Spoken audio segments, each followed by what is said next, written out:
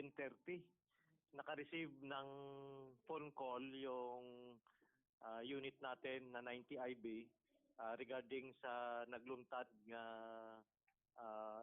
inkwentro, fight sa barangay Kapinpilan ng Ampatuan. So immediately nag-respond din naman sila, kasama din yung pulis sa Ampatuan.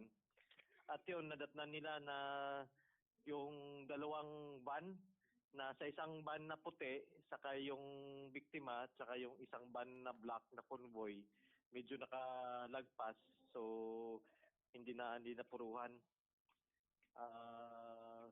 Sa amo to nga Lokpanay, naabta nila dito nga patay na ang commander sang 118 Base Command ng MILF na si Dato Hamsa Sangki Kindo alias Commander Tuwabak Sangki. Then yung driver niya namatay din, naging kilala si Zainuddin Akob.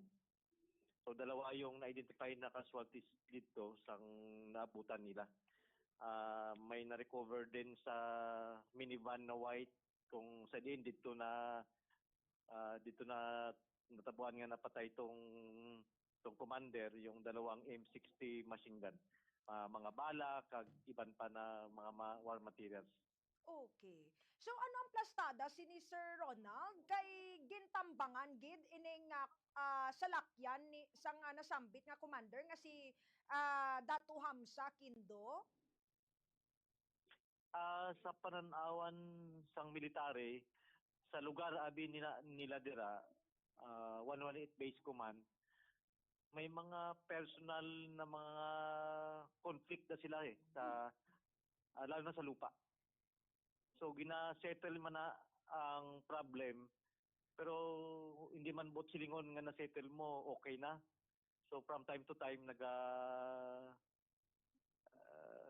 ginagubaan nila itong mga istoryahanay na dapat istorya na lang na sang maayos through legal court.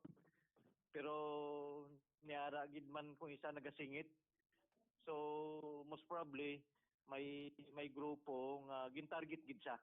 Wow. For whatever reason, kung related man sa land conflict or may iba pang reason, yun ang dapat siguro tutukan sa investigation sang PNP naton kung ano gid ang pinaka-motive, pero isa dira yung land conflict sa area. Land conflict. So, pero sir, i-confirm naton pila ang sakay dito sa salakyan. Ano ganitong salakyan nga dala-dala nila sang commander sang MILF? Anong dala-dala nilang salakyan? Duha ka minivan nga white kag black. Sa black daw nasambit kung pinakabilog ang sakay, pero sa white dito yung napatay nga commander, may upod siya nga isa ka driver.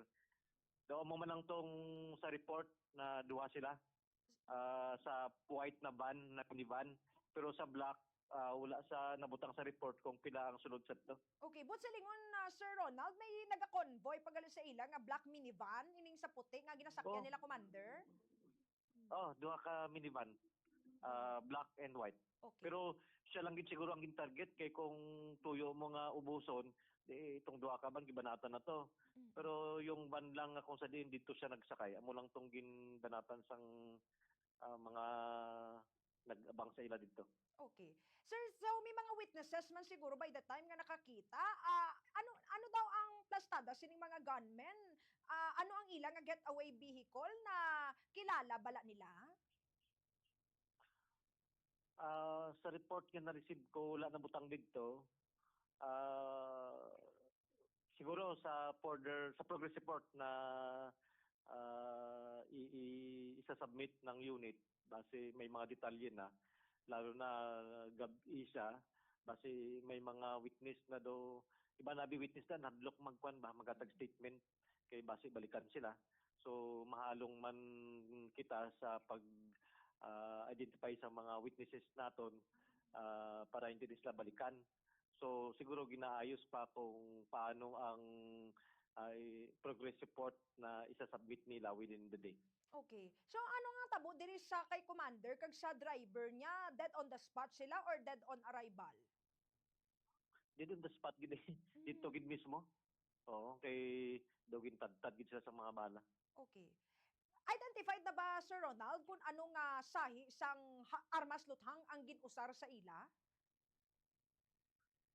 Wala siya nabutang sa report, pero i-check ko para sa next na follow-up, makuha na natin ng iban nga mga detalye. Okay. So, kamusta na subong, Sir Ronald? Gin ano na ang patay nga lawas sa nasambit nga commander kag ang iya man nga upod nga miyembro man sang 118 base command sang MILF? Uh, Sang Islam, within 24 hours dapat ilubong siya, no? So, nasa custody siya actually kagabi sang PNP para i-hand over doon sa family niya. So, most probably, na-hand over na ng PNP sa family. Alright. So, ano ang mga ginhimo nyo subong nga tikang, Sir Ronald, just to ensure nga may makuha pa nga mga evidence kag syempre ma-secure man ang nasambit nga lugar? Wala sa maulamid nga mga individual kag hindi na maliwat pa ang kasubong sining insidente? Araman dito ang Soko kagabi, ginkordo naman lang tong area. Then siguro sa subong ara pa sila dito para sa pagkalap sang dugang panga ebidensya sa natabo nga incident. Magko-coordinate pa kami with Soko and the PNP kung ano pa yung mga nakuha nila dito na mga information with regards sa natabo kagabi. Okay. Sir, may gusto ako i-clarify kasi may mga kumakalat po na mga fake news na may nadamay raw po na 5-year-old na bata. Ano po ang masasabi natin dito, Sir Ronald? I-check dito sa NTI kung na ang casualties. Sinadwa lang ko ata ang makita sa mga social media. Wala man. Pero ulit. Okay.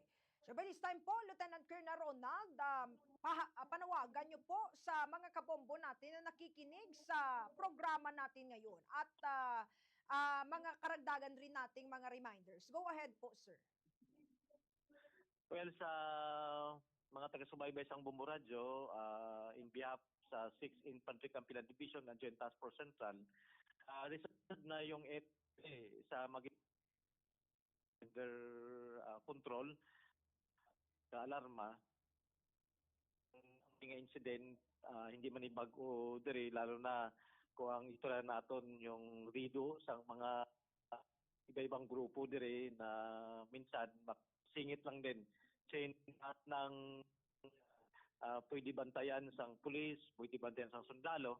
So may mga instances na nakakasingit ining mga grupo ning biskan ginsettle mo na, though hindi gyapon siguro convince ang iban nga grupo kaya nagaresulta sa amon so sa cooperation din na mga local government units natin, rest assured na yung mga ganitong incident hindi na mag-create pa sang dagdag na tension.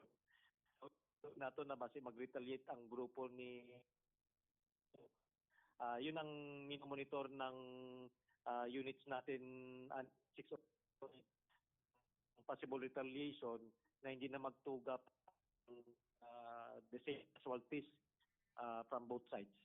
So in behalf sa 6ID, we're looking forward na makakuha pa sang dagdag information kag ma-prevent ang the same incident to happen in the future.